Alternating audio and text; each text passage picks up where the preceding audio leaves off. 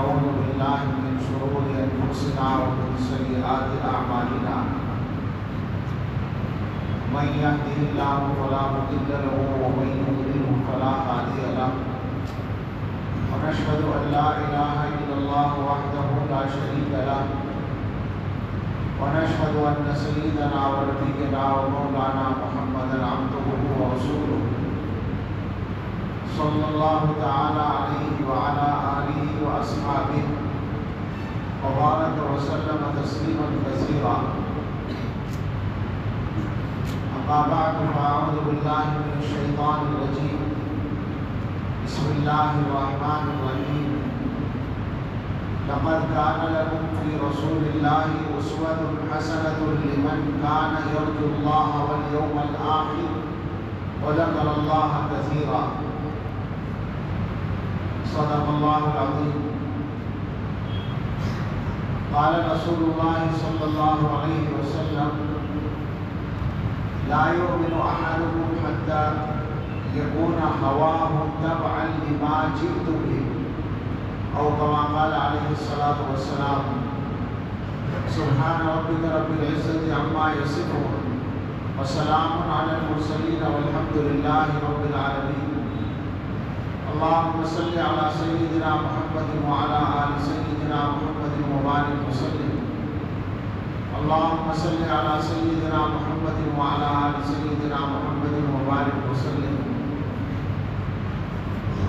اللهم صل على سيدنا محمد وعلى آل سيدنا محمد وبارك وسلم.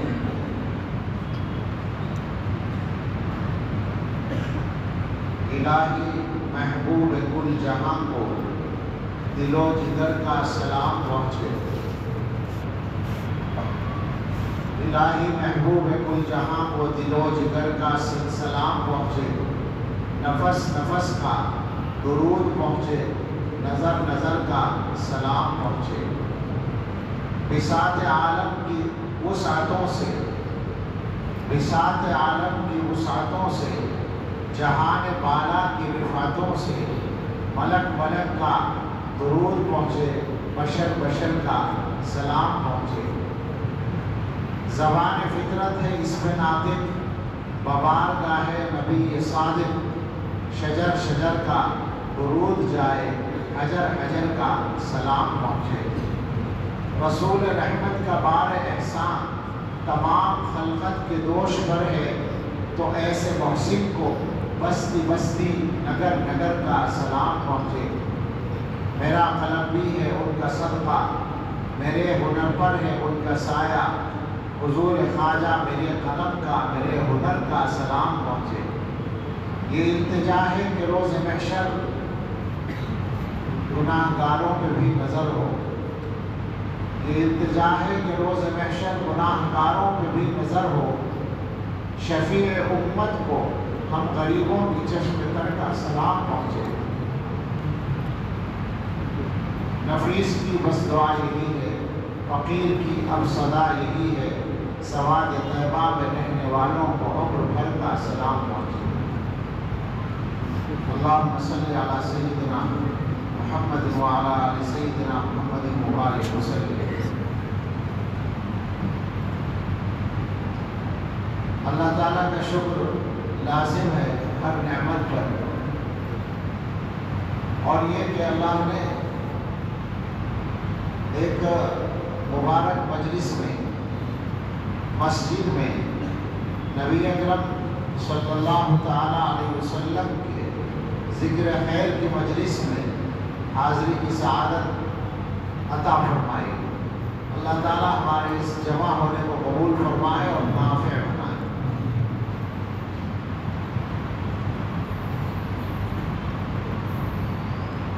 یہ زمانہ جو ربیع الاول کا ہے، کوئی راز نہیں ہے، کوئی نئی بات نہیں ہے کہ یہ نبی اکرم صلی اللہ تعالیٰ علیہ وسلم کی نسبت سے پروگراموں اور جلسوں، بلکہ مزید کہیے جلوسوں اور اظہار عقیدت کے جتنے بھی طریقے ہو سکتے ہیں اظہار محبت کے، صحیح اور غلط دونوں طرح کے، सभी का मौसम है और तरह तरह से इस उम्मत के लोगों ने अपनी मोहब्बत का और अपनी अकीदत का हुजूर अलैहिस्सलातु वस्सलाम के साथ इज़हार किया है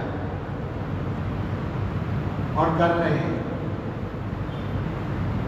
लेकिन ये बात भी किसी समझदार आदमी को समझाने की ज़रूरत नहीं है कि ये सिलसिला तो साल हर साल से जारी है,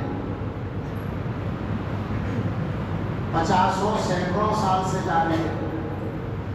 सारी उम्र से तो नहीं है, शुरू से तो नहीं है, मगर बाहर जब से भी है चल रहा है। इसका एक फायदा तो हम यकीन के साथ मान सकते हैं कि कम से कम इन जलसों से, इनमें जो शरीयत के मुताबिक जलसे होते हैं, शरीयत के मुताबिक जो प्रोग्राम होते हैं, उनसे इतना फ़ायदा तो बहरहाल होता है कि हमारे आका और महबूब रहमतुल लिल आलमीन सय्यदुल अव्वलीन वल आखिरीन हज़रत मुहम्मदुर रसूलुल्लाह सल्लल्लाहु तआला अलैहि वसल्लम का जिक्र खैर हो जाता है हमारे सामने और आपकी मोहब्बत कुछ ना कुछ ताज़ा हो जाती है। ये फ़ायदा है।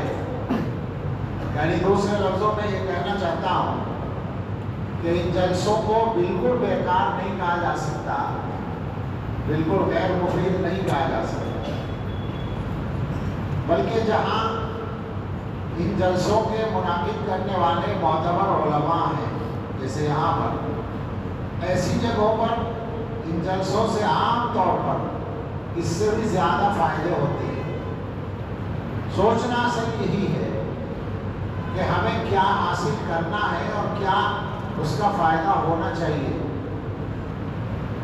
असल में जो जलसे होते हैं, इज्तिमाअत होते हैं, वो तो एक मजबूरी का काम है कि अपनी बात पहुंचाने का इसके अलावा ज़रिया नहीं होता कि हम अपने मुसलमान भाइयों से कहें कि भाई फला जगह जमा हो जाओ, हम कुछ बात करें। ये एक ज़रूरत के तहत होता है, मगर जाहिर है कि ये असल काम नहीं है।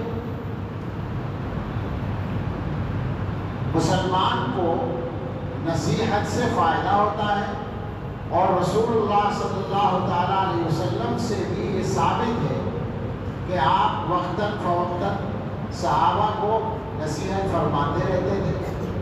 एक तो हर वक्त ही सिलसिला था, लेकिन बाकायदा नसीहत के लिए इकट्ठा करना या कुछ लोगों को जमा करके फरमाने का भी मामला था।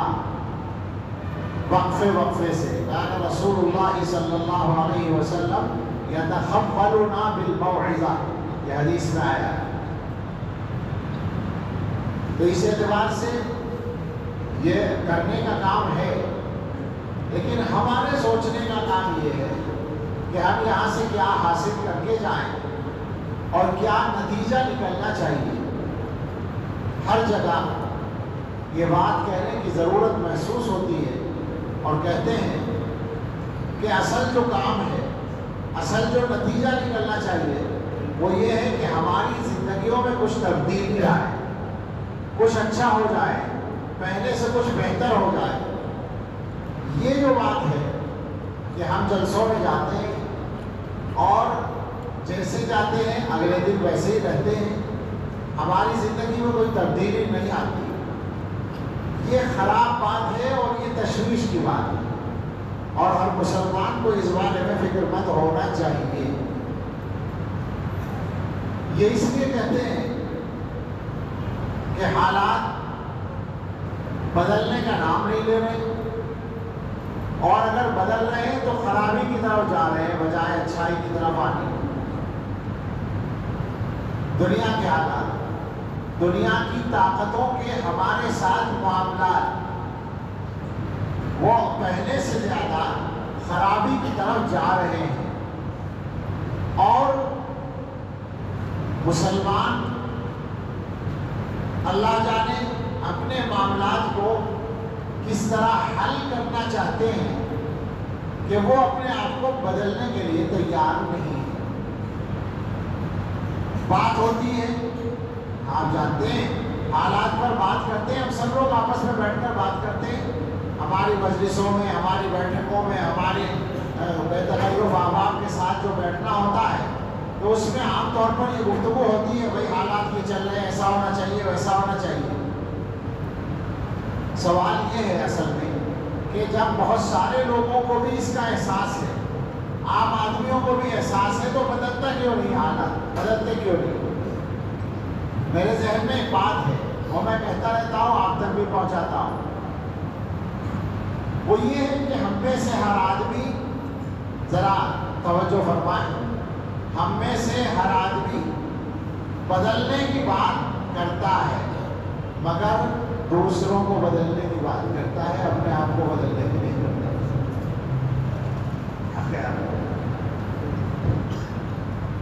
اس کو ذرا سمجھے غور سے، ہم بیٹھ کر بات کریں گے اور حالات پر افسوس کا اظہار کریں گے۔ ہم کہیں گے کہ صاحب دیکھو ہندوستان میں یہ ہو رہا ہے، اور دیکھو تو صحیح علماء کیا کر رہے ہیں، کچھ بھی تو نہیں کر رہے، کوئی جواب نہیں دے رہا، فلاں نے یہ بیان دے دیا، اس پر کسی نے کچھ نہیں کہا، فلاں نے ایسا کر دیا، اس پر کچھ نہیں کیا۔ اور اس کے بعد جب ہمارا تبصرے کا میدان اور وسیع ہوتا ہے تو پھر ہم پہنچ جاتے ہیں عالمی سطح پر، سعودی عرب کے بادشاہ یہ کر رہے ہیں، اور ساتھ دبئی میں یہ کر رہے ہیں، اور کویت کے یہ کر رہے ہیں، عالم اسلام کے حکمراں ایسے بے حس ہیں، اور امریکہ یہ ظلم کر رہا ہے، اور اسرائیل یہ کر رہا ہے۔ بالکل ساری باتیں بالکل صحیح ہوتی ہیں، مگر آپ سوچیں ذرا ان میں سے ہمارے کرنے کی کون سی بات ہوتی ہے؟ سعودی عرب کے بادشاہ صحیح نہیں کر رہے تو ان کو میں اور آپ ٹھیک کر دیں گے، یا ہمارے قائدین صحیح کام نہیں کر رہے ہمارے خیال میں تو کیا ان کو ہم ٹھیک کر لیں گے؟ دنیا کی جو طاقتیں کر رہی ہیں، وہ طاقتیں جو کر رہی ہیں، کیا ان کا ہاتھ پکڑ کے ہم روک سکیں گے؟ ہمارے کرنے کا جو کام ہے، ہم میں سے ہر ایک کے کرنے کا جو کام ہے، وہ فقط یہ ہے کہ ہم اپنے آپ کو ٹھیک کر دیں۔ یہاں جتنے لوگ بھی ہیں، کتنے سو ہیں معلوم نہیں، لیکن جتنے لوگ ہیں ہم میں سے ہر آدمی اگر یہ طے کر لے آج سے مجھے اپنے آپ کو ٹھیک کرنا ہے، تو کم سے کم میں کہتا ہوں یہ پورا شہر تو ٹھیک ہو جائے گا۔ کیا خیال ہے؟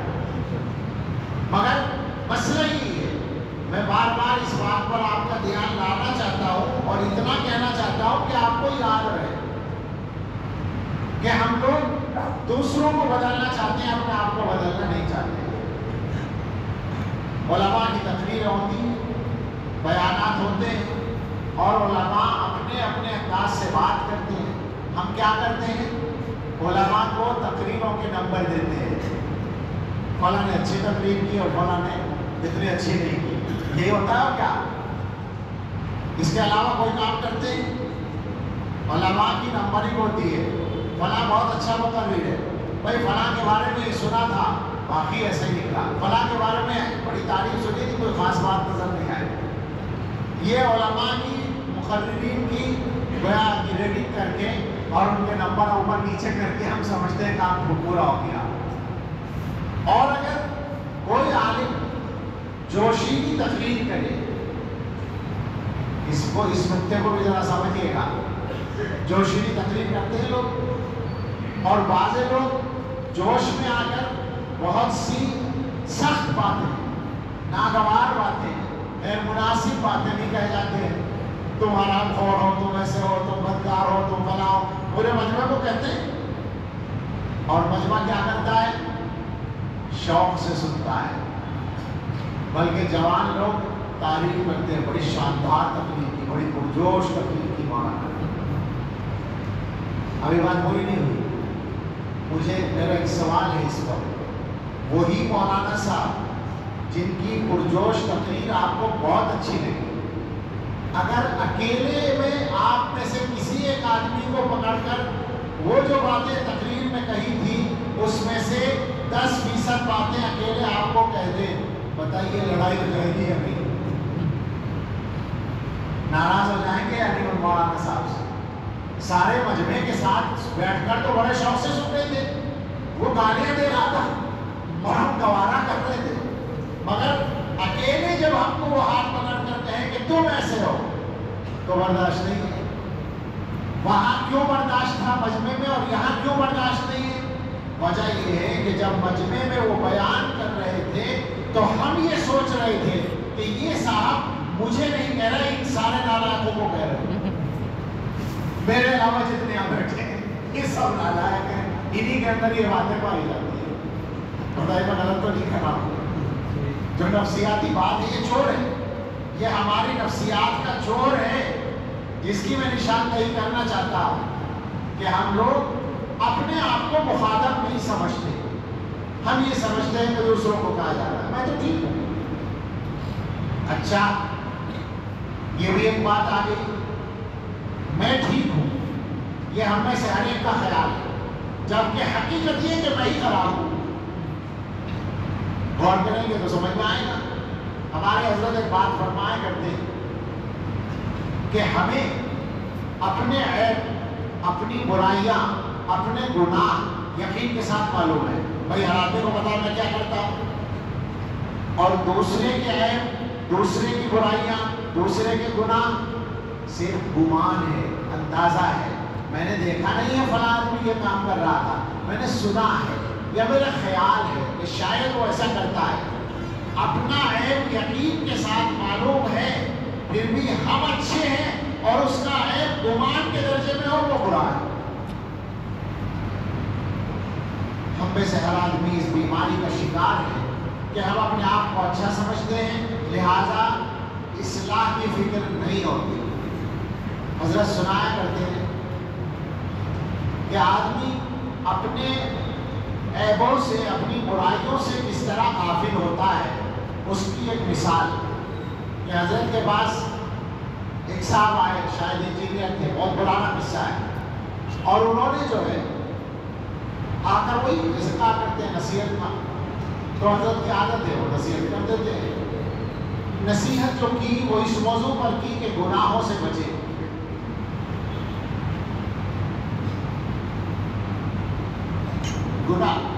گناہوں کے نقصانات بیان کیے.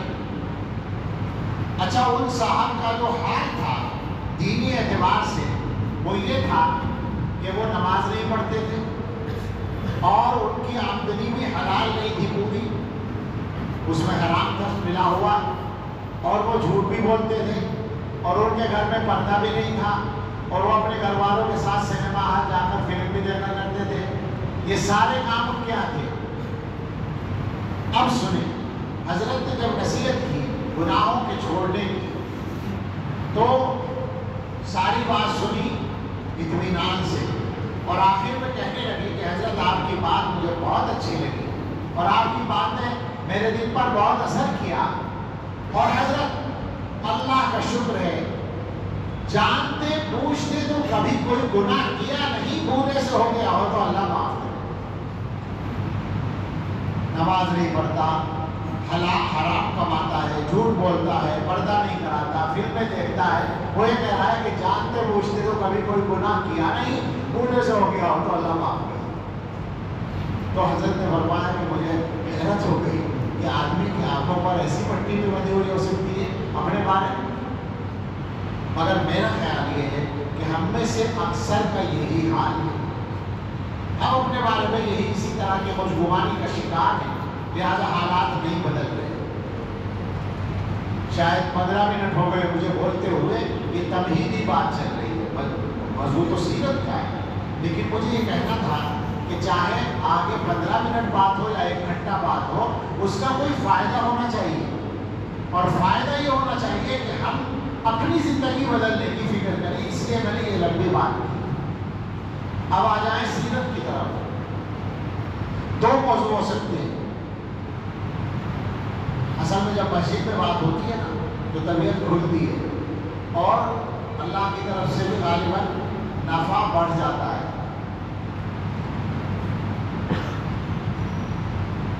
دو موضوع ہو سکتے ہیں سیرت کے جلسوں میں. ایک تو یہ کہ رسول اللہ صلی اللہ تعالیٰ علیہ وسلم کی تعریف کی جائے، آپ کے اوصاف بیان کیے جائیں. ظاہر ہے حضور کے حالات بیان کیے جائیں، آپ کے اوصاف بیان کیے جائیں، آپ کے کمالات کو بیان کیا جائے، وہ موضوع اتنا بڑا ہے کہ روزانہ کرتے رہیے، سارا سال کرتے رہیے، ختم نہیں ہوگا، اور ہم اور آپ بیان کیا کر لیں گے حضور علیہ السلام کے اوصاف و کمالات کو ہم کیا بیان کریں گے؟ مرزا غالب نے کہہ رکھا ہے، مرزا غالب نے، تعجب ہونا چاہیے آپ کو کہ سیرت کے باب میں غالب کا نام لیا جا رہا ہے۔ غالب اردو زبان کا سب سے ذہین اور سب سے شریف شاعر اور سب سے بڑا شاعر، وہ اپنے فارسی کلام میں کہتا ہے، غالب ثنائے خواجہ بیزدہ گذاشتے کہاں ذات پاک مرتبہ دار محمد است۔ غالب آقا کی تعریف خدا پر چھوڑتی ہے، اس لیے کہ وہی ذات ہے جو محمد کے مرتبے کو جانتی ہے صلی اللہ علیہ وسلم۔ تو اب اگر غالب یہ کہہ سکتا ہے تو ہمارا کیا ہوگا؟ وہ اقرار کر رہا ہے کہ میں کچھ نہیں کہہ سکتا، کوئی لفظوں میں کیسے بتائے ان کے رتبے کی حد ہے تو کیا ہے، ہم نے اپنے بڑوں سے سنا ہے صرف اللہ ان سے بڑا ہے۔ تو رسول اللہ صلی اللہ علیہ وسلم کی سیرت کے جلسوں میں ایک راستہ تو یہ ہے کہ ہم حضور کے اوصاف و کمالات پر بات کریں۔ یہ بات کرنا مشکل بھی ہے اور آسان بھی ہے۔ مشکل تو اس معنی کا ہے کہ حق ادا نہیں ہوگا، آسان اس معنی کا ہے کہ سمندر ہے، چاہے جہاں سے بیان کر دو۔ لیکن سوال یہ ہے کہ اس کا ہماری زندگی پر کیا اثر ہے، یہ اثر دیکھنے کی بات ہے۔ تو اللہ تعالیٰ نے ہماری اس میں رہنمائی فرمائی ہے۔ قرآن کریم کی وہ آیت جو میں نے پڑھی ہے، سیرت کے جلسوں میں ہمیشہ پڑھی جاتی ہے اور سب لوگ اس کو جانتے ہیں، مگر عجیب بات ہے آدھی آیت پڑھی جاتی ہے۔ لقد كان لكم في رسول الله اسوة حسنة صدق اللہ العظیم، نہیں ہوتا؟ عام طور پر یہ نہیں ہوتا، عام طور پر آدھی آیت پڑھی جاتی ہے، لقد كان لكم في رسول الله اسوة حسنة، یقیناً تمہارے لیے اللہ کے رسول میں خوبصورت نمونہ ہے۔ پڑھتے ہیں نا علماء، آپ تو میں کوئی تنقید نہیں کرنا چاہ رہا ہوں، بلکہ اس مضمون پر ہی آدمی کو اتنا بولنا ہو جاتا ہے کہ اگلا ٹکڑا رہ جاتا ہے۔ میں کہہ رہا ہوں آیت اتنی نہیں ہے، آیت اتنی ہے جو میں نے پڑھی ہے، لقد كان لكم في رسول الله اسوة حسنة لمن كان، وقف بھی نہیں ہے یہاں تو تشدید ہے، ملا کے پڑھنا ہے، اسوة حسنة لمن كان، یہاں تو کوئی سا وقف نہیں ہے، ہم وقف کر دیتے ہیں، لمن كان يرجو الله واليوم الآخر وذكر الله كثيرا، تمہارے لیے اللہ کے رسول میں بہترین نمونہ ہے، تمہارے لیے یعنی سارے مسلمانوں کے لیے۔ آگے یہ فرمایا یہ نمونے سے فائدہ کون اٹھاتے ہیں؟ یہ نمونہ ہے ان لوگوں کے لیے جو اللہ پر اور آخرت پر یقین رکھتے ہیں اور اللہ کو زیادہ یاد کرتے ہیں، ان کے لیے ہے سب کے لیے، مگر فائدہ سب کو نہیں پہنچتا، فائدہ ان کو پہنچتا ہے جن کا اللہ پر اور آخرت پر یقین ہوتا ہے اور وہ اللہ کو یاد کرنے والے ہوتے ہیں۔ اس کا مطلب یہ ہوا کہ رسول اللہ صلی اللہ علیہ وسلم اسوہ حسنہ بلا شبہ ہے، مگر مسلمانوں کے حالات میں اس کا جو اثر نظر نہیں آ رہا، وہ قرآن کی آیت بتا رہی ہے کہ لمن کان یرجو اللہ والیوم الآخر وذکر اللہ کثیرا، تو ہے نہیں، جب اس میں عمل نہیں ہے تو اسوۃ الحسنہ کا فائدہ نہیں ہو رہا ہے۔ اور یہ بالکل پکی بات ہے، بھئی کون ہے ہم میں سے جو باقاعدہ سوچتا ہو بیٹھ کر کہ رسول اللہ صلی اللہ علیہ وسلم کے نمونے کو سامنے رکھ کر اپنی زندگی کا جائزہ لو اور جہاں جہاں کمی ہو رہی ہے اس کو دور کرنے کی کوشش کرو۔ حضور علیہ السلام کا جو نمونہ ہے وہ نمونہ کیوں ہے؟ اس کا ایک سادہ سا جواب آپ ہے، دنیا میں انسان کو زندگی گزارنے کے لیے کوئی نہ کوئی طریقہ تو چاہیے، ہر آدمی کا ایک انداز ہوتا ہے زندگی گزارنے کا۔ ہم اگر مثال کے طور پر کوئی کاروبار کرنا چاہتے ہیں تو ہم یہ دیکھیں گے کہ کاروبار کرنے والے جو بڑے بڑے لوگ ہیں انہوں نے اس کاروبار کو کیسے کیا، ان کا نمونہ ہم دیکھیں گے اور اس طریقے کو اختیار کریں گے۔ یہی ہوتا ہے ساری زندگی میں آدمی کو بہت کچھ کرنا پڑتا ہے، کاروبار بھی کرنا ہے، گھر والوں کے ساتھ بھی رہنا ہے، رشتہ داروں کے ساتھ بھی رہنا ہے، دنیا میں چلنا پھرنا بھی ہے، ذمہ داریاں پوری کرنی ہے، اگر کوئی آدمی صلاحیت رکھتا ہے تو اسے قیادت بھی کرنی ہے، اور دنیا کے اندر اور بہت سارے معاملات ہیں جن سے انسان کو واسطہ پڑتا ہے، خوشی آنی ہے اس کو بھی گزارنا ہے، غم آنا ہے اس کو بھی جھیلنا ہے، خوشحالی آنی ہے اس کو بھی برتنا ہے، خدا نہ خواستہ تنگ کیا ہے اس کو بھی جھیلنا، کتنے حالات آتے ہیں، اور ظاہر ہے کہ ہر آدمی ان حالات سے اپنے انداز پر نمٹتا ہے۔ اللہ کے رسول صلی اللہ تعالیٰ علیہ وسلم کی جو خصوصیت ہے وہ یہ ہے کہ آپ نے دنیا میں ایک کامل اور بھرپور زندگی گزاری ہے۔ ہم لوگوں کے ذہنوں میں حضور علیہ السلام کی عقیدت و محبت تو بہرحال ہے نا، اس عقیدت کی وجہ سے عام طور سے مسلمانوں کے ذہن میں تصور کچھ ایسا رہتا ہے، کیونکہ حضور علیہ السلام سے بڑا تو کوئی آدمی ہے نہیں، ان سے بڑا اللہ کا مقرب بندہ بھی کوئی نہیں، تو ہمارے ذہنوں میں شاید یہ تصور آتا ہے کہ حضور علیہ السلام تو آخری درجے کے نیک انسان تھے، تو بس وہ بیچارے مسجد کے اندر بیٹھے ہوئے اللہ اللہ کرتے رہتے ہوں کہ ہر وقت ان سے زیادہ اللہ اللہ کرنے والا کون ہو سکتا ہے، ہر وقت اللہ کی عبادت، ساری رات پیروں پر بھرم آ جاتا تھا، عبادت کرتے رہتے تھے، اور گھر میں کھانے کے لیے کچھ بھی نہیں ہوتا تھا۔ تو اس طرح کا ایک تصور حضور کی زندگی کا، بتائیے ایسا ہی ہوتا ہے نا عام طور سے ذہنوں میں؟ اعلیٰ درجے کی بزرگی، آخری درجے کا تقدس، اور دنیا کے معاملات سے کوئی تعلق نہیں، کچھ ایسا تصور حضور کا بنا ہوا ہے۔ ہم لوگ سوچیں ذرا کہ یہ تصور صحیح ہے یا غلط ہے؟ علماء سے میری گزارش ہے کہ اس ٹکڑے پر دھیان دیں اور یہ بات لوگوں کو سمجھائیں۔ یہ تو اگر میری بات غلط ہو تو مجھے ٹوکے۔ یہ تصور ناقص ہے یا کامل ہے؟ ہمیں بتائیں، اگر حضور علیہ السلام کے بارے میں یہ تصور صحیح ہو کہ آپ تو اللہ والے آدمی تھے، آپ سے بڑا اللہ والا تو کوئی ہو نہیں سکتا، تو بس ہر وقت مسجد اور عبادت اور پیروں پر بڑا آ گیا، اتنی عبادت، اور صاحب گھر میں فاقے ہو رہے ہیں، پورے مہینے چولہا نہیں جل رہا ہے، لہٰذا حضور کی زندگی اس انداز سے گزری۔ تو ہمیں بتائیں کہ وہ کون شخصیت ہے جن کے 4 بیٹیاں اور کئی بیٹے ہوئے؟ وہ کون شخصیت ہے جن کی 11 ازواج مطہرات ہیں؟ وہ کون شخصیت ہے جنہوں نے تجارت کے لیے دوسرے ملکوں تک کا سفر کیا ہے؟ اور پھر وہ کون شخصیت ہے ساری چیزوں کے ساتھ کہ جس نے جنگ کے میدان میں فوجوں کی کمانڈ کی ہے؟ وہ کون شخصیت ہے؟ اور کامیاب ترین کمانڈ۔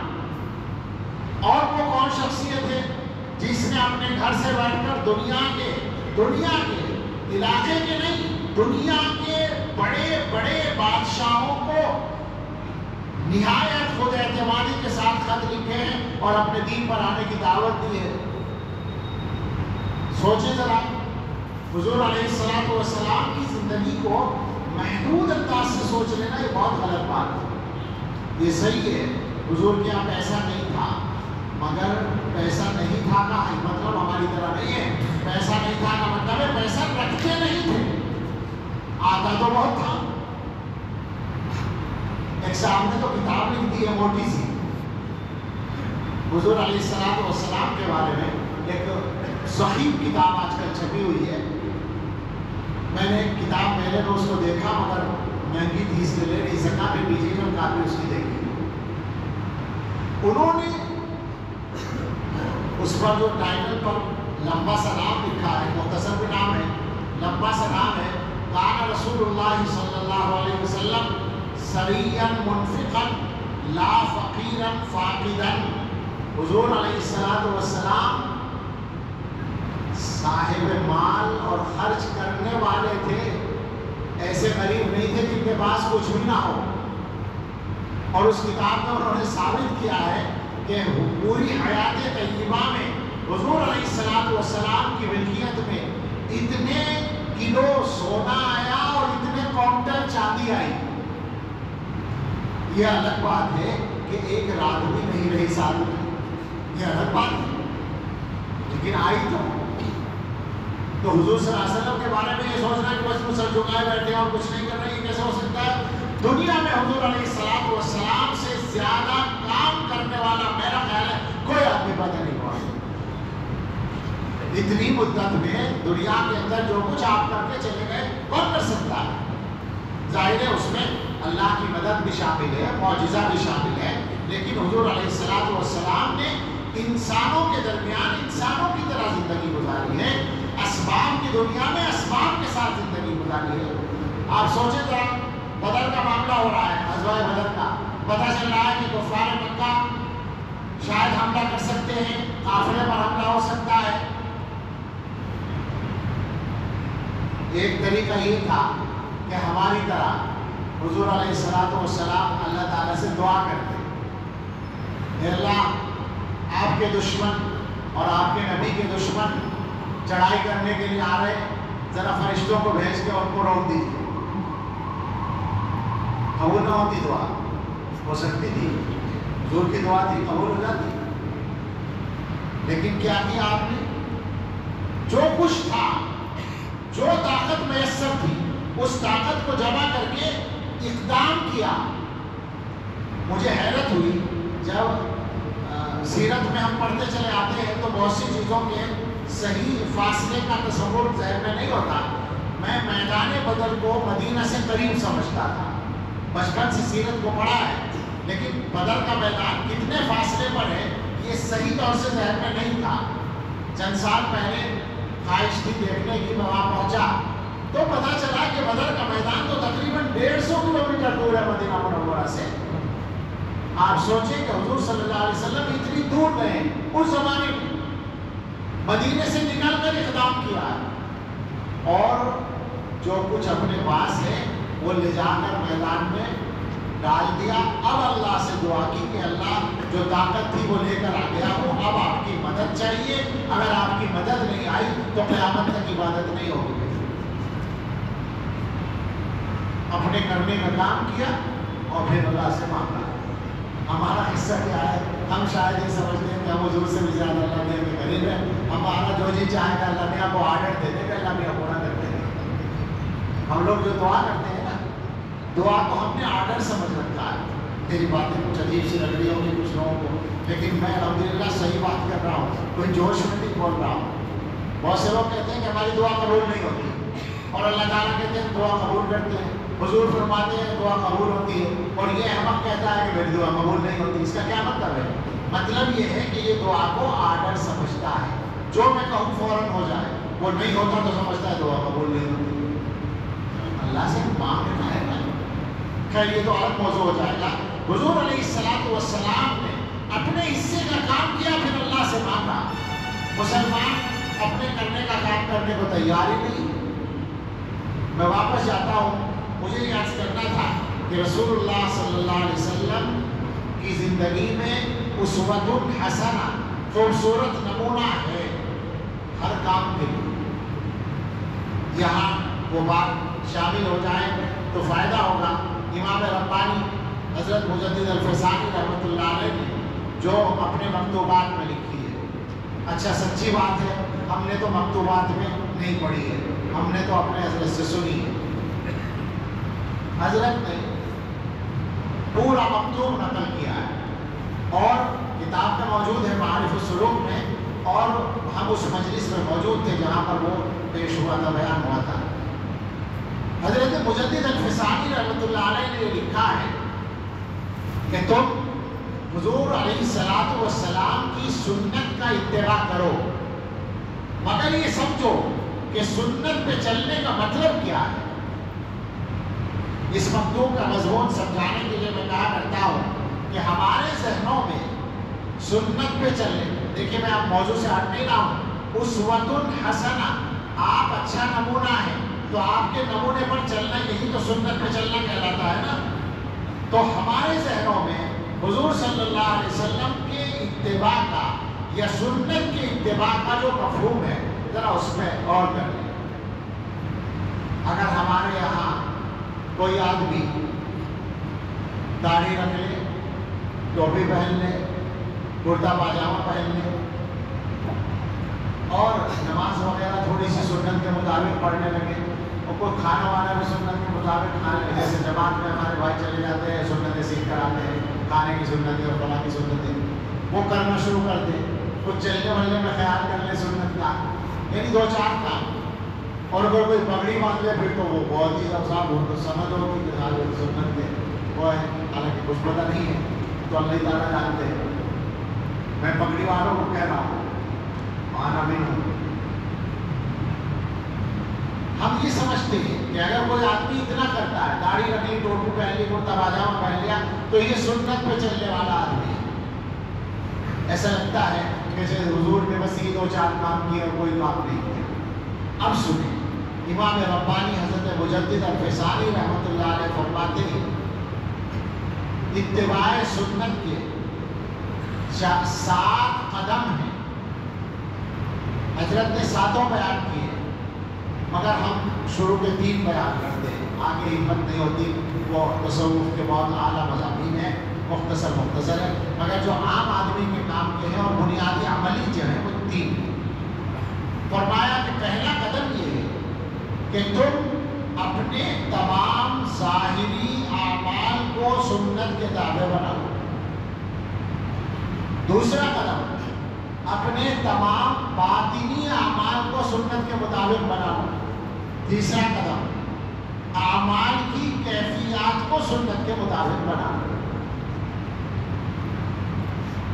اب ذرا پہلے پر چلیے، اپنے تمام ظاہری اعمال کو سنت کے مطابق بناؤ. اس کی تشریح کرنے کے لیے یہ وقت کافی نہیں ہے، ایک صرف اشارہ. ظاہری اعمال، ظاہری اعمال میں سب سے پہلے عبادتیں آئیں گی. ساری عبادتیں حضور کی سنت کے مطابق ادا کرو. خالی نماز نہیں، نماز اور نماز سے پہلے وضو اور وہ سارا سنت کے مطابق ہو، اور نماز کے سارے ارکان، ساری تفصیلات یہی رک کر ہم لوگ سوچ لیں، اس جگہ رک کر سوچ لیں کہ حضور علیہ السلام ہمارے لیے نمونہ ہیں. ہم نے تو نماز میں بھی حضور کا نمونہ نہیں پکڑ رکھا ہے. آپ غور کریں، ایمانداری سے سوچیں، یہ خطرناک بات ہے، تکلیف دہ بات ہے. ہم میں کتنے لوگ ہیں جو سنت کے مطابق نماز پڑھتے ہیں؟ یہ مانتے ہیں کہ نماز سب سے بڑا فریضہ ہے اسلام میں، لیکن سنت کے مطابق نماز پڑھنے والے کتنے ہیں؟ تو نماز، اس کے بعد روزہ. اب نماز کی بات کتنی سی 1 منٹ میں پوری ہو گئی ہے، اس کے لیے 1 گھنٹہ الگ سے چاہیے. روزہ سنت کے مطابق رکھو. روزے میں جو کچھ جس طرح وقت گزارنا چاہیے اس طرح گزارو. زکوٰۃ سنت کے مطابق ادا کرو. حج سنت کے مطابق کرو. اور جتنی بھی عبادات ہیں، قرآن کی تلاوت کرو تو سنت کے مطابق کرو، صدقہ خیرات کرو تو سنت کے مطابق کرو. ساری عبادتوں کو آپ سوچ لیں. یہ ظاہری اعمال میں سے ایک چیز ہوئی، ایک باب ہوا. اس کے بعد معاملات پر چلیں.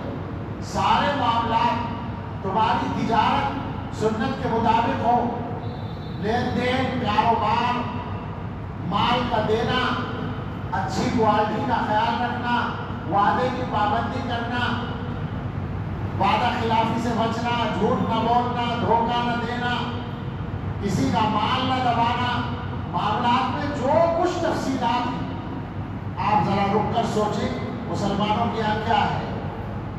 نماز میں تو خیال بھی آ سکتا ہے کہ کچھ سنت کا خیال کر لیں. بیچارے جماعت والے بتاتے رہتے ہیں کہ ایسے پڑھو تو چلو سنت کے مطابق کچھ پڑھ لیں. معاملات کے بارے میں تو خیال بھی نہیں آتا کہ یہاں پہ کوئی سنت ہوگی. سوچیں آپ ذرا، جب رسول اللہ صلی اللہ علیہ وسلم نے تجارت کی ہے تو آپ کو اسی کے مطابق کرنی ہے، تبھی تو سنت پر عمل ہوگا۔ اور مسلمانوں کا حال کیا ہے؟ مثال کے طور پر کہتا ہوں، لڑتے لڑتے ایک آدمی دوسرے آدمی کو پیسہ دیتا ہے پارٹنرشپ کے طور پر کاروبار کے لیے، کاروبار کرنے والا ایک ہے اور پیسہ دوسرے نے دیا ہے یا دونوں نے ڈالا ہے۔ اب جس نے پیسہ دیا تھا وہ اگر کاروبار میں براہ راست شریک نہیں ہے تو اس کو کتنا ملتا ہے واپس؟ پورا پیسہ اس کا ملے اور منافع بھی پورا ملے، ایسے کچھ لوگ آپ کو ملے تو ہمیں بھی بتائیے گا۔ کیا خیال ہے؟ مسلمانوں میں شاذ و نادر ملے، بہت کم ملے۔ اکثر یہ شکایت ہوگی فلاں کو پیسہ دیا تھا حضرت، ڈوب گیا، لے کے بھاگ گیا، دبا لیا، دے نہیں رہا۔ بتائیے شکایتیں ہیں یا نہیں؟ کس سے ہیں شکایتیں؟ مسلمانوں سے، کلمہ پڑھنے والوں سے، اپنے بھائیوں سے۔ یہ ہے ہمارا حال۔ تو سارے معاملات سنت کے مطابق بناؤ، اور ساری معاشرت یعنی انسانوں کے ساتھ جو تمہارا رہن سہن ہے، اور انسان کتنے ہیں جن سے واسطہ پڑتا ہے؟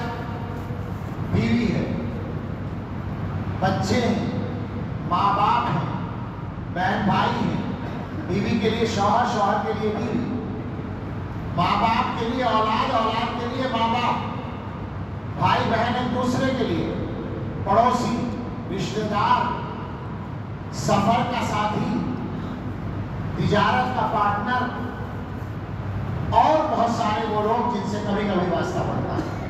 مہمان، میزبان کے لیے مہمان اور مہمان کے لیے میزبان، ان سب سے واسطہ پڑتا ہے۔ آپ غور کریں ہمارا ان معاملات میں سے کون سا معاملہ ہے جو سنت کے مطابق چل رہا ہو؟ گھروں کے اندر ہی اگر آپ دیکھیں بیوی کے ساتھ کیا معاملہ ہے، بڑے بڑے دیندار لوگوں نے یہ سمجھ رکھا ہے ہم تو شوہر ہیں، ہمیں سختی کا حق ہے۔ کیا خیال ہے؟ ان کے پاس تو بس سمجھتا ہے کہ دیندار لوگ بھی زیادہ سختی کر رہے ہوں گے۔ ہاں، کیا مطلب ہے اس کا؟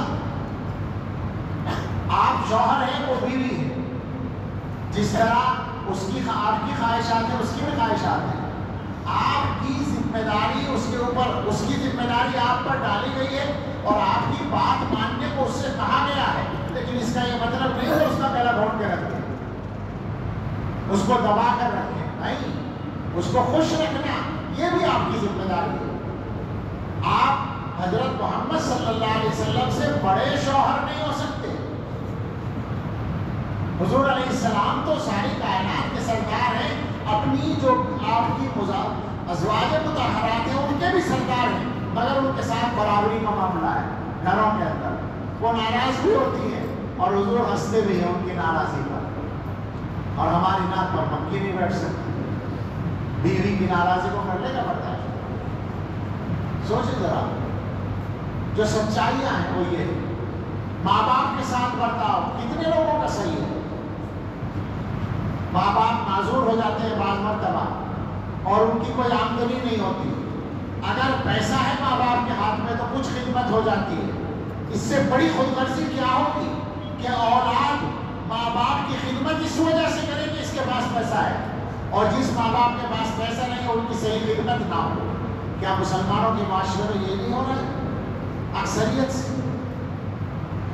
اور اس سے پہلے ماں باپ کا اولاد کے ساتھ برتاؤ، بہت سارے ماں باپ ہیں جو اولاد سے انصاف نہیں کرتے، اپنی سگی اولاد میں انصاف نہیں کرتے، اور ویسے بیٹا اور بہو جب بھی معاملہ کوئی ہوگا کس کا ساتھ دیں گے؟ بیٹے کا۔ بہو کی ہمیشہ غلطی ہوگی، اور بیٹی اور داماد کس کا ساتھ دیں گے؟ بیٹی کا ہمیشہ، داماد ہمیشہ غلطی پہ ہوگا۔ اسے انصاف کہتے ہیں، یہ حضور کی سنت ہے۔ یہی باتیں ہیں جن کی وجہ سے گھروں کے اندر مصیبتیں کھڑی ہیں۔ 50% سے زیادہ گھر ہیں جن میں جھگڑے ہیں۔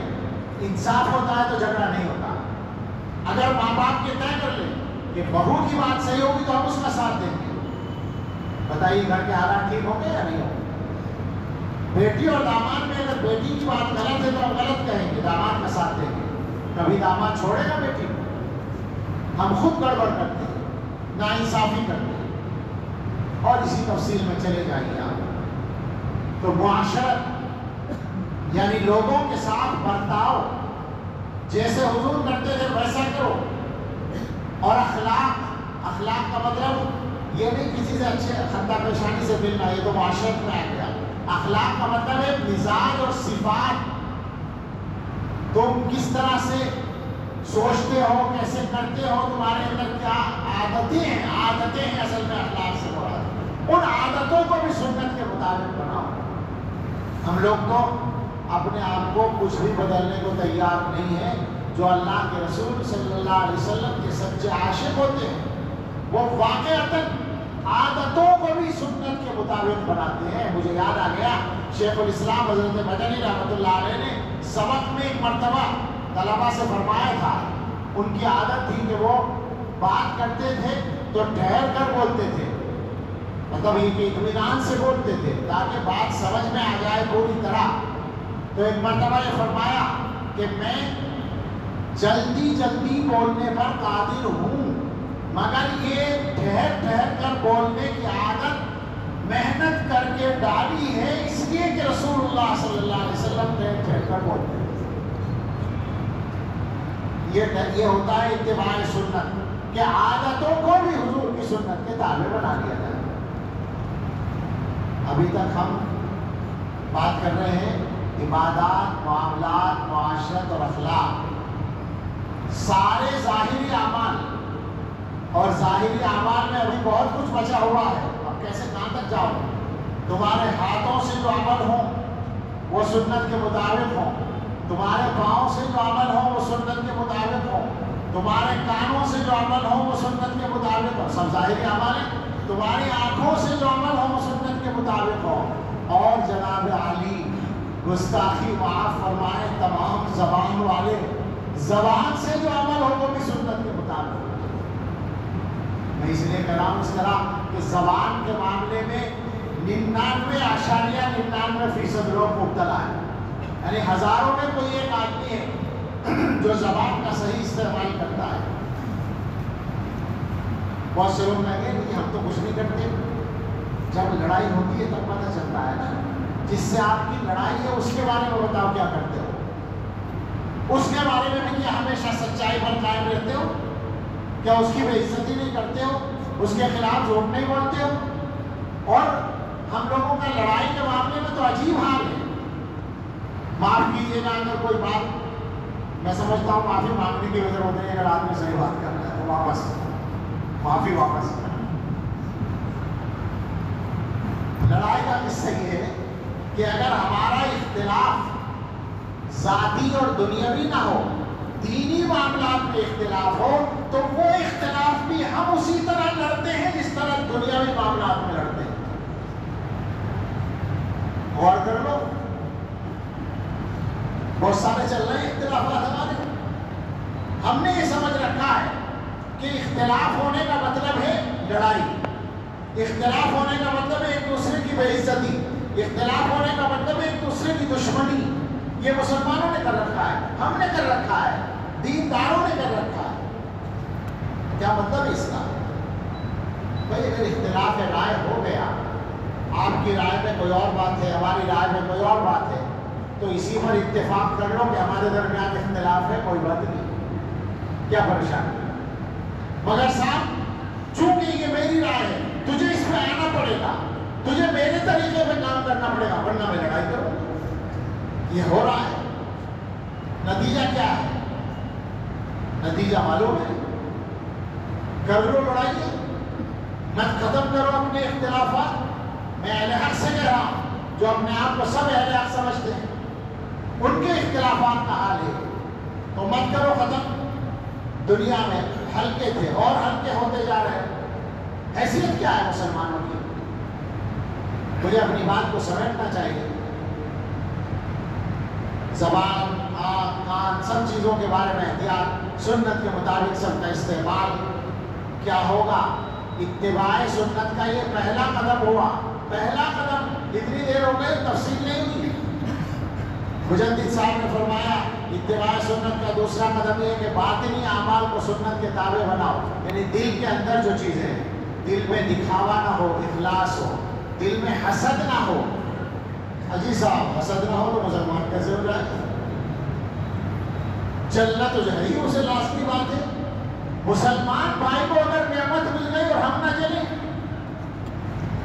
قطعی میں غلط تو نہیں کہہ رہا، کافر کو ملے گی تو نہیں چلیں گے؟ عجیب بات ہے، کافر کو نعمت مل جائے تو کوئی چلن نہیں ہوتی، کوئی حسد نہیں ہوتا۔ ہاں کلمہ پڑھنے والے کو مل گئی تو بڑا خراب آدمی، پتہ نہیں اللہ نے کیوں نواز دیا۔ نہیں کہتے اس طرح؟ کیوں پریشان رہتے ہو؟ چاہتے ہو کہ اللہ تعالیٰ اپنی نعمتیں تم سے پوچھ کے تقسیم کرے؟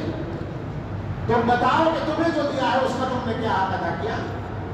تم ہو اس کے لائق جو دے رکھا ہے اللہ نے؟ مگر صاحب کیا کہنے، جتنا زیادہ دیندار نظر آئے گا کوئی اتنا ہی زیادہ حسد کرنے والا۔ معاف کریں مجھے، میں صاف کہے بغیر نہیں رہ سکتا، تکلیف میں بولتا ہوں۔ دلوں کے اندر حسد بھرے پڑے ہیں، یہ دل کو سنت کے مطابق ہے، دکھاوا ہی دکھاوا ہے۔ اللہ کے لیے کوئی کام کرنے کا شاذ و نادر ہی خیال ہے، چھپے پڑے ہیں نفسانی معاملات دلوں کے، نیتوں کے اندر۔ دل میں حسد نہ ہو، خیر خواہی ہو، بڑائی نہ ہو۔ ارے سبحان اللہ، مسلمان ذرا سی کوئی چیز مل جائے اور اس کے اندر تکبر نہ آئے، یہ کیسے ہو سکتا ہے؟ ہم لوگوں کی کمزرفی کا یاد ہے، تکبر جس کو کہتے ہیں نا، وہ کمزرفی کی علامت ہے کہ اللہ کی دی ہوئی نعمتیں برداشت نہیں کرو۔ تکبر نکالو، تواضع پیدا کرو، دکھاوا نکالو، اخلاص پیدا کرو، حسد نکالو، خیر خواہی پیدا کرو۔ دل سے جو جو اعمال ہوتے ہیں وہ سارے اعمال صحیح کرو، سنت کے مطابق بناؤ، اور آخر میں اعمال کی کیفیات بھی سنت کے مطابق بناؤ۔ جو عمل جس کیفیت کے ساتھ حضرت محمد رسول اللہ صلی اللہ تعالیٰ علیہ وسلم کرتے تھے، اس کیفیت کے مطابق کرنے کی کوشش کرو۔ جب یہ سنت کا اتباع اس طرح پر ہوگا تو اسوۃ حسنۃ لمن کان یرجو اللہ والیوم الآخر وذکر اللہ کثیرا۔ اب ظاہر ہے اور تفسیر کا موقع نہیں کہ کیسے اس کے لیے محنت کریں، اور یہ جو یرجو اللہ والیوم الآخر وذکر اللہ کثیرا ہے، اس کو کیسے حاصل کریں؟ ظاہر ہے اللہ والوں سے رابطہ کریں تو کچھ نہ کچھ ہو ہی جائے گا کام۔ محنت کریں، کوشش کریں، اور یوں سمجھ لیں آخر میں کہ یہ جو کہا جا رہا ہے کہ اتباع سنت کو اختیار کریں، حضور علیہ السلام کو اپنے لیے نمونہ بنائیں۔ کیوں بنائیں؟ میں نے ایک بات کہی تھی شروع میں، ہر آدمی کا زندگی کے کاموں کے کرنے کا ایک طریقہ ہوتا ہے۔ حضرت محمد رسول اللہ صلی اللہ علیہ وسلم کا بھی ایک طریقہ ہر کام کا، اور حضور نے ہر کام کر کے دکھایا۔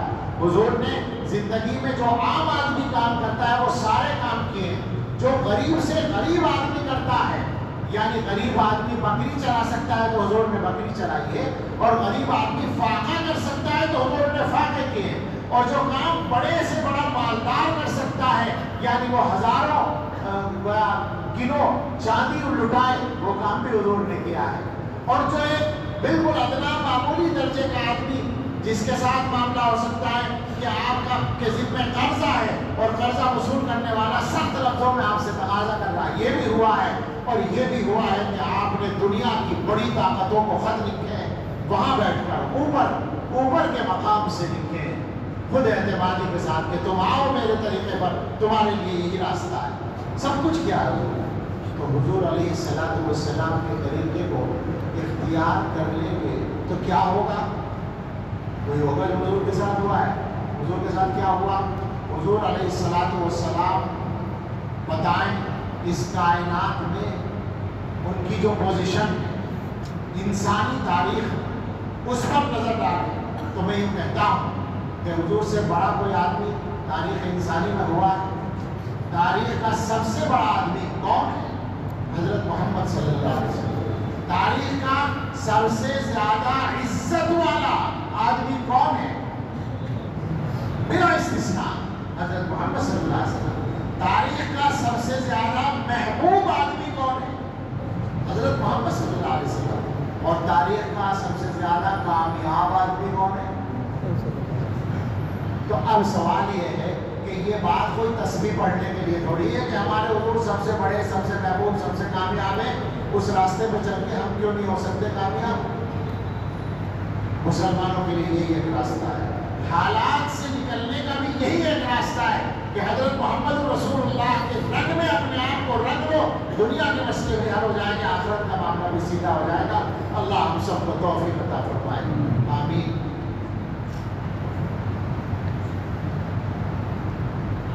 میں تو بہت دیر سے ہوں، اس گھڑی سے دھوکہ کھا رہا ہوں، آپ تو سمٹ ہی گئی ہے جی، نکاح ہونا ہے تو بس بلا کے نکاح والا نکاح ہی رہ گیا تھا تذکرے سے، سنت کے سلسلے میں نکاح تو سنت ہے، سب مسلمانوں کو پتا ہے، مگر نکاح کرنے کا کوئی طریقہ بھی سنت ہوگا یہ مسلمانوں کو بالکل نہیں پتا۔ کیا خیال؟ یہ سب کو پتا ہے نکاح کرنا سنت ہے، جو کہ اچھا واسطہ پڑتا ہے۔ جناب عالی عالم یہ ہے، بہت برا حال ہے ہمارا۔ ابھی پچھلے ہفتے ایک امام صاحب نے شادی بیاہ کی ناجائز رسموں میں شریک ہونے سے منع کر دیا، امامت چلی گئی جی۔ یعنی مسلمان خود شریعت پر عمل کرنے میں رکاوٹ بنتے ہیں، حالات یہ ہے۔ وجہ کیا ہوئی؟ متولی صاحب کے دوست کے گھر شادی تھی، امام نے یہ ہمت کیسے کی کہ اس نے نکیر کر دی اور اس نے شرکت سے انکار کر دیا، تمہاری یہ بات، تم تو ہمارے ملازم ہو۔ امام نے سود کے خلاف تقریر کر دی، اگلے دن امامت چلی گئی۔ میں فرضی باتیں نہیں سنا رہا، جوشی کی بات نہیں کر رہا، مسجدیں معلوم ہے، بتا سکتا ہوں فلاں مسجد میں ایسا ہوا، فلاں مسجد میں ایسا ہوا۔ سود پر تقریر کر دی اور اگلے دن امامت چلی گئی۔ کیوں؟ متولی صاحب کا کاروبار سودی تھا، انہوں نے سمجھا میرے خلاف تقریر کی۔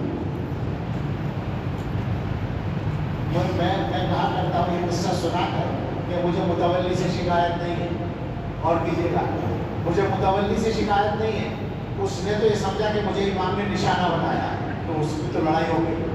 مجھے شکایت ہے مسلمانوں سے، مسجد کے مسلمانوں نے یہ کیوں نہیں کہا کہ مسجد کے متولی کی منصب سے تم ہٹو گے، امام نہیں ہٹے گا۔ مسلمانوں کے کرنے کا نام تو یہ تھا نا، اگر امام نے سود کے خلاف تقریر کر دی تو مسجد والوں کا کام تھا متولی کو ہٹاتے اور امام کو رکھتے، مگر متولی نے امام کو ہٹا دیا، کوئی کچھ نہیں بولا۔ مسلمانوں کے معاشرے میں معاف کریے گا، اجازت ہو تو بول تو مردے رہتے ہیں، ہم سب مردہ ہیں، صحیح بات نہ کہنا ہے نہ اس کا قائم کرنا۔ ایسے ہی نکاحوں کا قصہ ہے، سارے مسلمانوں نے طے کر رکھا ہے۔ میں سچ کہتا ہوں، جن دو چار چیزوں کو دیکھ کر بہت ڈر لگتا ہے، ان میں مسلمانوں کی نوابی شادیاں بھی، نوابی شادیاں، اور نوابی شادیاں کوئی نواب صاحب کر رہے ہوں، یعنی جن کے پاس پیسہ ہے، غلط تو وہ بھی ہے، لیکن کم سے کم وہ کوئی اپنے لیے مصیبت نہیں کھڑی کر رہا ہے۔ لیکن جس آدمی کے پاس پیسہ نہیں ہے وہ قرضہ لے کر جو کر رہا ہے، اس سے بڑی مصیبت کیا ہو سکتی ہے؟ مسلمانوں کو چند چیزیں بہت جلدی ٹھیک کر لینی چاہیے، ورنہ حالات زیادہ خراب ہو جائیں گے۔ ان میں ایک شادیاں بھی ہیں، علماء سے گزارش ہے اپنے گھروں سے بسم اللہ کریں، اور کوئی جلدی سے کرے گا نہیں، آسان کام نہیں ہے، اپنے گھروں سے کریں اور آسان ہو جائے گا۔ ہمارے سامنے ایسی مثالیں ہیں کہ جہاں سادگی سے شادی ہوتی ہے اور آسان زندگی گزرتی ہے، کوئی مسئلہ کھڑا نہیں ہوتا۔ تو یہ تو آپ کا منصب ہے۔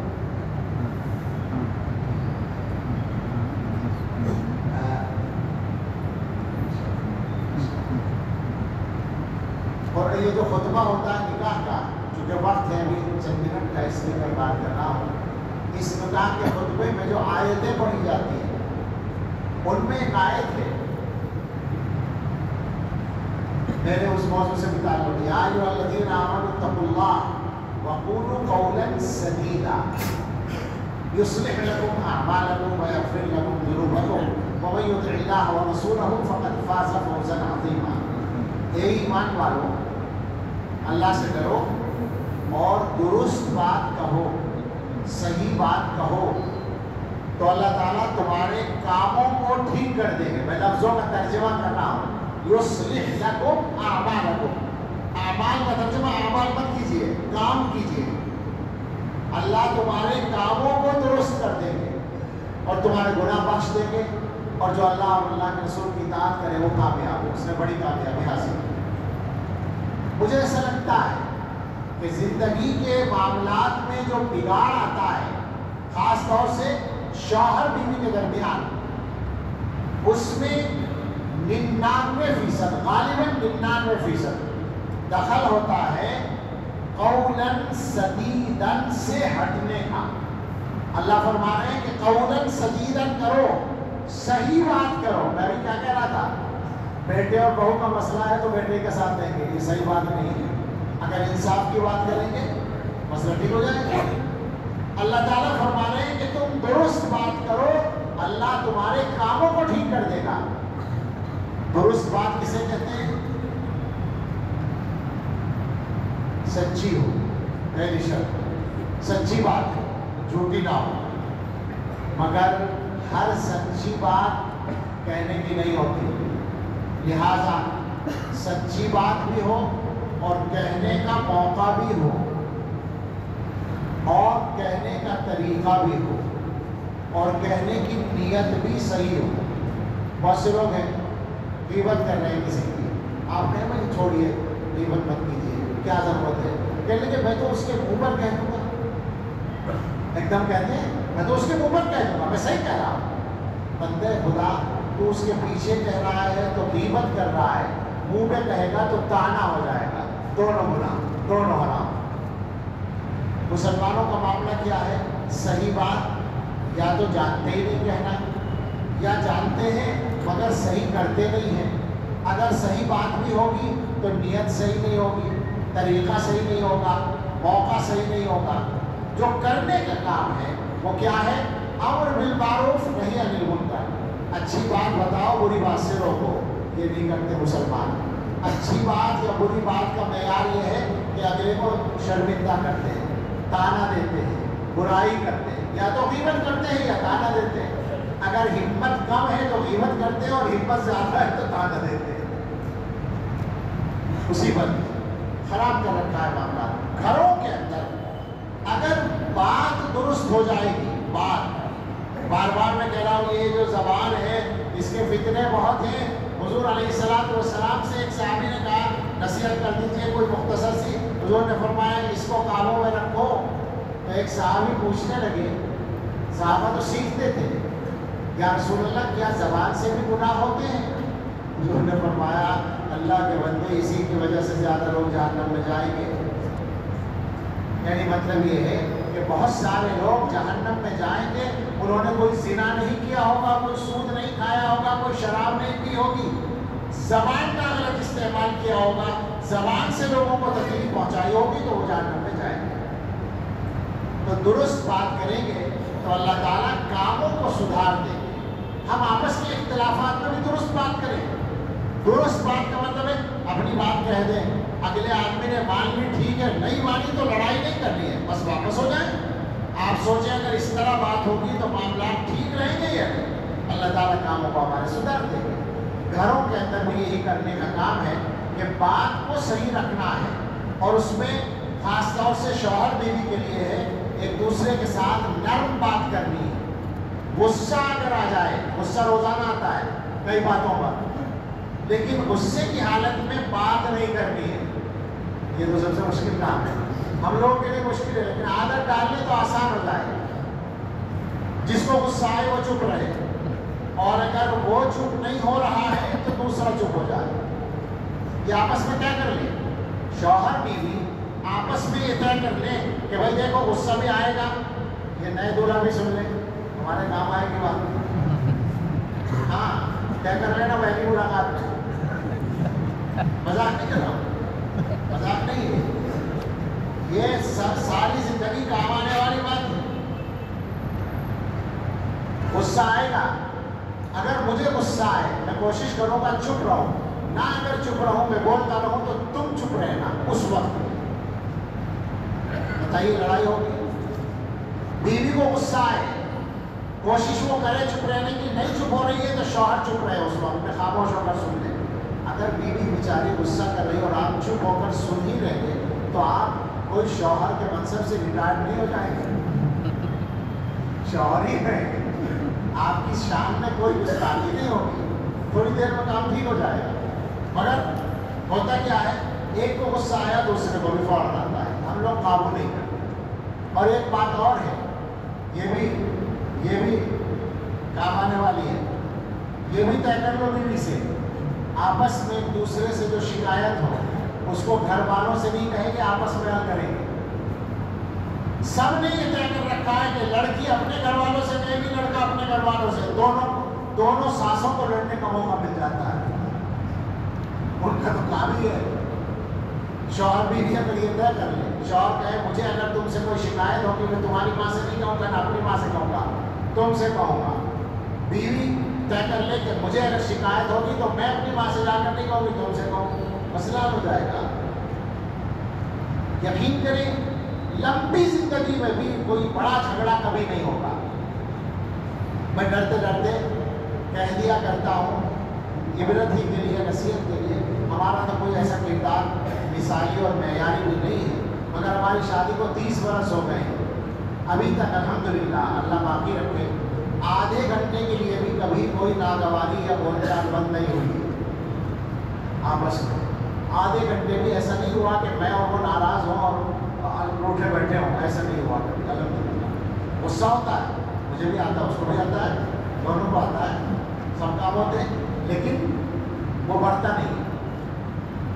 اور اس سے زیادہ تعجب ہوا، ہمارے یہاں بجنور میں ایک جگہ ہے نگینا، وہاں کے مدرسے کے ذمہ دار بوڑھے آدمی وہ آئے اور ان کے ساتھ کچھ لوگ تھے.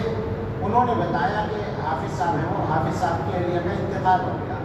تو میں نے کچھ تعزیتی کلمات کہے تو وہ ان کی آنکھوں میں آنسو آ گئے، وہ رونے لگے. تو مجھے تعجب ہوا، بوڑھے آدمی ایک دم رونے لگے. عام طور سے تو قابو کرتے ہیں لوگ. میں نے کہا آپ کے عمر تو بہت اثر ہے، کیا بات ہے؟ کہنے لگے کہ حضرت 78 سال میری عمر ہے، 78 سال، 58 سال ساتھ رہا، 20 سال کی عمر میں شادی ہوئی تھی، 58 سال ساتھ رہ کر وہ دنیا سے گئی ہے. میں یہ سوچتا ہوں کہ کوئی ایسا واقعہ یاد آ جائے جب اس نے مجھے تکلیف پہنچائی ہو تاکہ میرا غم کچھ کم ہو. کوئی واقعہ یاد نہیں آتا. ایسی بھی تھی. لیکن اسی سے یہ بھی پتہ چلتا ہے کہ شوہر بھی صحیح دونوں طرف سے ہوتا ہے. تو آپس کے معاملات کو ٹھیک کرنا بہت آسان ہے، اور مسلمانوں کے لیے تو کوئی مسئلہ ہی نہیں ہے. مسلمانوں کے پاس تو سب سے شاندار راستہ ہے، حضور کی سنت پہ آ جاؤ. جس مسئلے میں پریشان ہو معلوم کر لو کہ حضور کا کیا طریقہ ہے، وہ ٹھیک ہو جائے گا. حضرت کے پاس ایسا ہوا کہ ایک لڑکا اور ایک لڑکی یعنی شوہر بھی، وہ آئے اور کہنے لگے، دونوں بیٹھ تھے حضرت سے، پڑھے لکھے خوشحال کرتے. آ کر دونوں نے کہا کہ ہمارے تعلقات ٹھیک نہیں چل رہے اور ہم نے یہ فیصلہ کر لیا ہے کہ ہم 6 مہینے کے بعد الگ ہو جائیں گے. سمجھدار لوگ تھے. عام طور سے جو کیا ہوتا ہے، فیصلہ نافذ کرنے کے بعد 6 مہینے تک ہوتے ہیں. وہ یہ نہیں کر رہے، وہ کہہ رہے ہیں 6 مہینے بعد ہم الگ ہو جائیں گے، یہ فیصلہ کیا ہے. چونکہ نبھاؤ نہیں ہو رہا، حضرت نے فرمایا کیا بات ہے. دونوں سے الگ الگ بات کی، بیوی سے پردے میں اور شوہر سے سامنے. اور مسئلہ سمجھ لیا حضرت نے. مسئلہ کچھ بھی نہیں تھا، وہی تھا جو سب گھروں میں ہوتا ہے. شوہر کا کاروبار کچھ ڈاؤن چل رہا تھا. ظاہر ہے کہ جب کاروبار صحیح نہ چل رہا ہو تو شوہر کے دماغ میں بوجھ ہوتا ہے. وہ جب دکان سے واپس آتا ہے تو گھر پہ آتا ہے، اس کا موڈ زیادہ اچھا نہیں ہوتا. اور بیوی یہ چاہتی ہے کہ جب گھر میں آئے تو اس کا موڈ بہت اچھا ہونا چاہیے، مجھ سے ڈھنگ سے بات کرے.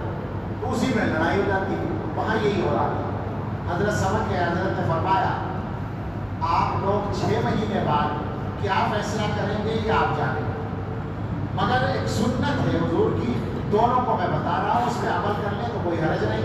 ان کا جی ٹھیک ہے۔ تو حضرت نے فرمایا شوہر سے کہ آپ جب گھر میں آیا کریں تو کاروبار کے جو مسائل ہیں ان کو گھر سے باہر چھوڑ کے آیا کریں، اندر جب آئیں تو موڈ فریش کر کے آئیں اور سلام کریں، بس اتنا کرنا ہے، آئیں سلام کریں۔ اور بیوی سے فرمایا کہ جب شوہر آیا کرے تو آپ اپنی باتیں فوراً نہ شروع کریں، شوہر کا استقبال کر لیں مسکرا کے، اور یہ پوچھنے کی کوئی ضرورت تو نہیں ہے پانی چاہیے، چائے چاہیے، کھانا چاہیے، کوئی چیز چاہیے۔ اس کے بعد جب شوہر ٹھیک سے بیٹھ جائے آرام سے، پھر آپ کو جو بات کرنی ہے وہ کریں، شروع میں نہ کریں۔ آپ غور کریں گھروں میں کیا ہوتا ہے، یہ ہوتا ہے سامنا ہوتے ہی دونوں شروع ہو جاتے ہیں لڑائی کرتے ہیں۔ حضرت نے بس اسی کو روک دیا۔ ایک ہفتے کے بعد وہ آئے اور کہنے لگے کہ حضرت ہم نے اپنا فیصلہ بدل دیا، ہماری سمجھ میں بات آ گئی۔ تو حضور علیہ الصلوۃ والسلام کی سنت ہمارے لیے سب سے شاندار اور آسان راستہ ہے۔ یہ بھی یاد رکھیے، زندگی گزارنے کا سب سے آسان راستہ بھی ہے۔ کبھی آپ یہ سمجھتے ہو کہ آپ سنتوں کو چلنا تو بڑا بھاری کام ہے، بالکل بھاری نہیں ہے، یہ مصیبتیں زیادہ بھاری ہیں جو ہم نے مول لے رکھی ہے۔ سنت پہ چلنے کی صورت میں زندگی سب سے زیادہ آسان ہو جاتی ہے۔ اللہ ہمیں توفیق دے۔ کیا طریقہ کوئی خاص طریقہ تو نہیں ہے کہ آپ کو ہم تو جیسے